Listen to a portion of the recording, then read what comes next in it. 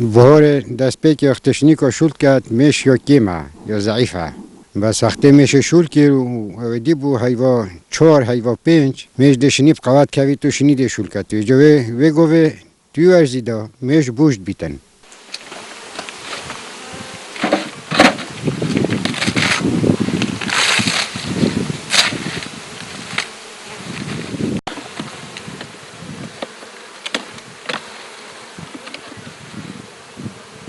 جتان گلای میشن نوعد میشه تانیتینش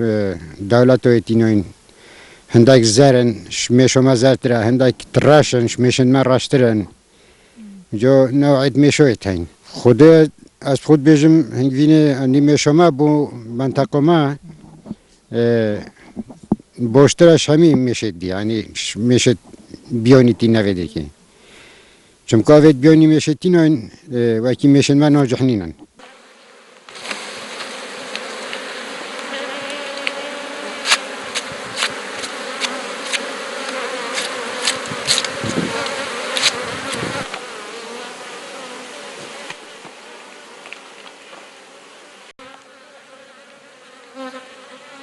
برینه هیوا 8 توشی ببری هیوا 9 توشی ببری هیوا 10 توشی ببری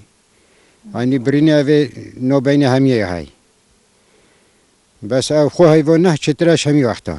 خوده او جو مینید سر میشه هندک تنگله که چت کن هندک چه نکنه ما بزو تیرا خود چت کن هندک دو سه طورا کم تین ندر و زیده نه همه حسا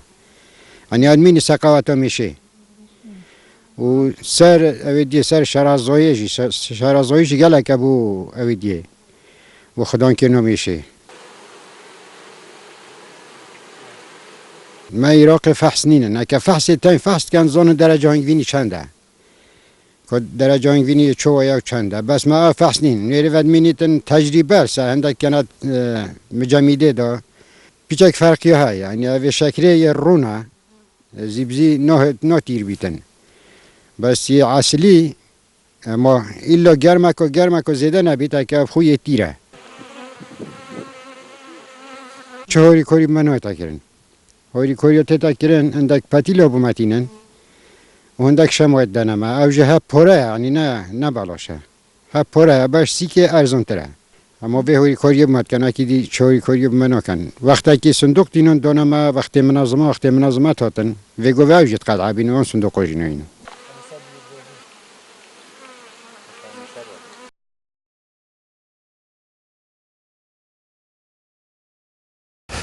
لە ماوەی ڕابردوودا لە پەیامی